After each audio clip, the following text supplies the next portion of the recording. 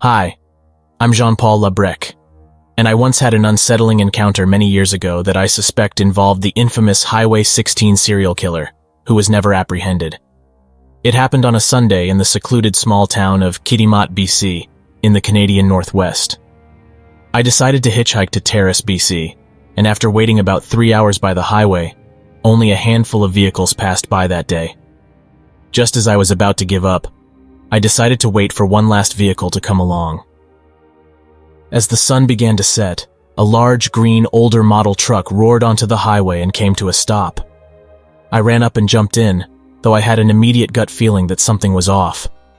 The driver, a Norwegian-looking man with piercing blue eyes, appeared to be in his early 50s and stood around 5'9" inches and 185 pounds. He had facial hair and acne scars on his cheeks, and despite his generally skinny frame, he sported a large potbelly. In the truck, he was smoking low-quality weed, drinking beer, and chain-smoking cigarettes. Shortly after we started our journey, we encountered another hitchhiker, a young native person. The driver seemed perturbed and asked me about the person, to which I replied that I didn't know them. We continued on our way. I struck up a conversation with the driver, asking about his destination. He replied vaguely that he might head to Lekelsey Lake, which was concerning as it was only about halfway between Kitimat and Terrace. I realized it would get dark soon. I mentioned that I was on my way to visit my mom in Terrace and that I worked as a bouncer in a Kitimat bar. The driver shared that he had made $100 earlier that day by cutting wood, yet I noticed there were no wood-cutting materials or wood in the truck. The driver's demeanor grew increasingly strange. He didn't want to talk much, seemed ill when I questioned him, and became drunker, even spitting in his own truck. As we passed the hot springs area near Lekelsey Lake, a young native hitchhiker muttered something about coming back later, which caught my attention. Anticipating a turnoff from the main highway onto Old Lekelsey Lake Road, a secluded route into Terrace, the driver abruptly made the turn. I had planned to ask him to drop me off on the main highway, but he veered onto the secluded road before I had the chance. He mentioned a tree he wanted to cut down, insisting we get out of the truck and look at it. This raised concerns about his intentions, and I worried he might have a gun under his seat. However, I decided to stay in the truck, thinking someone might come along and help if things went awry. He pointed out the tree growing against a cliff, and I quickly glanced at it before turning back to him. He seemed surprised by my swift reaction and stopped whatever he was reaching for under the seat. I declined his invitation and suggested he go on without me. He begrudgingly got back in the truck, and we continued. As we approached more populated areas, we crossed 3 bridges, each lacking side roads where he might pull over.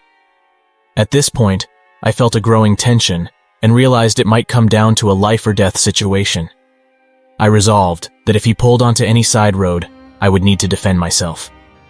The mountains, forest, creek, and darkness surrounded us as we neared what appeared to be his intended turnoff.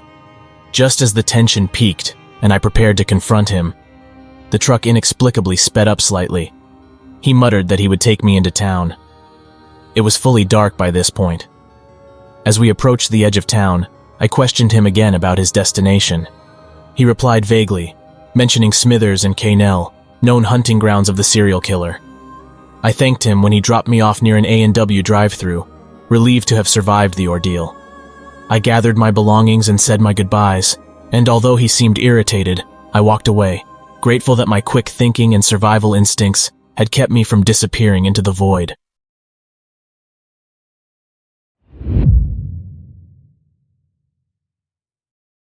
I appreciate you sharing this exciting and scary story with me. It is a very traumatic experience that your adoptive mother went through. Here's a retelling of the story with the changed details you asked for. I feel compelled to recount another disturbing incident, which occurred in my family about a year ago. My adoptive mom, who has experienced her fair share of supernatural events, experienced something truly unsettling on this particular occasion. One afternoon, my adoptive mother called me in a panic, her voice trembling as she relayed the events that had taken place. She was driving her truck along a road in Wyoming when a herd of elk pounced onto the road ahead of her at exactly 10:15 p.m. Vehicles on the highway quickly went from cruising at 75 miles per hour to squealing tires as they braked suddenly. In the chaos, Two large trucks led the way, closely followed by 3 cars. The lead semi-truck was forced to a sudden stop, causing its trailer to veer wildly and swerve across the road, sweeping away everything in its path, including the truck's cabin. The aftermath left a kaleidoscope of wreckage and the carcasses of elk strewn across the highway. Fortunately, my mother kept a safe following distance and was able to stop in time. With more than 2 decades of experience as a truck driver, my mother's instincts served her well. As she maneuvered her vehicle on the average to assess the situation, she noticed a man standing just 6 feet from her truck trailer. This puzzled her greatly. She couldn't understand how he had appeared so quickly and so discreetly. The man's pose was curious, one hand clasping his chest while the other rested in his pocket, an expression of confusion etched on his face. As rescue teams and law enforcement personnel began arriving at the scene, the police launched their investigation into the accident. One of the officers approached my mother, inquiring about the incident. As she recounts the chaos that erupted, she mentions her concerns about the man near her truck. She worried that he seemed disoriented and might unintentionally wander into traffic. Then, an unsettling realization hit her. The man she had seen had vanished into thin air. Confused, the officer answered, "What man?" The man who had been standing there, who had been unmistakably present just moments before, disappeared without a trace. The officer took careful note to describe it, down to the details of his facial hair and shoes. He left briefly to investigate further and returned with a startling revelation. The man my mother had described was none other than the owner of the half-mutilated truck. He tragically lost his life in the crash. My mother was left in shock as the officer nonchalantly turned and left. Once I left the scene of the accident, I took refuge in a nearby truck stop. It was there, on the TV news, that she saw the grim aftermath of the accident she witnessed. The report confirmed her worst fears. There were 4 deaths on that fateful night. What chilled her to the core was the realization that the man she saw standing next to her truck was one of the victims of that tragic accident.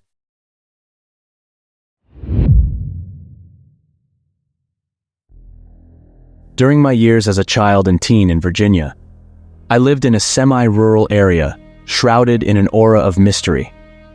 The area was full of spooky tales, many of which revolved around the mysterious Sensabaugh tunnel. The world of the paranormal had a strong appeal to me, particularly because of my early brush with ghostly encounters. Naturally, when I had the opportunity to explore this tunnel, I took it without hesitation. The Sensabaugh tunnel is located between 2 majestic mountains in Hawkins County. Positioned near the end of a winding road, it was a lonely road strewn with dwellings. Notably, the house stands on both ends of the tunnel. One of these was dubbed Sensabaugh Palace. On the other side of this palace is a small cemetery which I thought was a family cemetery. A quiet creek meandered along the tunnel, while above it lay a group of abandoned train tracks. The most chilling episode of Sensabaugh Tunnel came when I was 14 years old. The icy embrace of winter has receded, prompting schools in the vicinity to release students early because of the snowfall. The other day, my friend Jake and his best friend Opie picked Tanya and me up after school. After a short time in my house, boredom, which is common in teenage anxiety, quickly gnawed at me. When the sun succumbed to the dark night, we resolved to embark on a venture to the tunnel.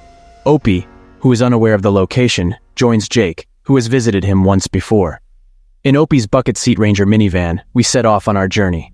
Opie took the driver's seat, Tanya squeezed between the bucket seats, and settled into Jake's lap on the passenger side. Upon reaching the tunnel, we found its center submerged under half a foot of water, the remnants of melted snow from a previous storm. We position ourselves inside the tunnel, and Opie turns off the truck's lights, leaving us enveloped in darkness. We passed a few minutes joking about spectral myths. Perhaps this joke was wrong, because strange events began to unfold shortly thereafter. While my comrades were talking, my attention was drawn to strange drips from the truck's interior rearview mirror.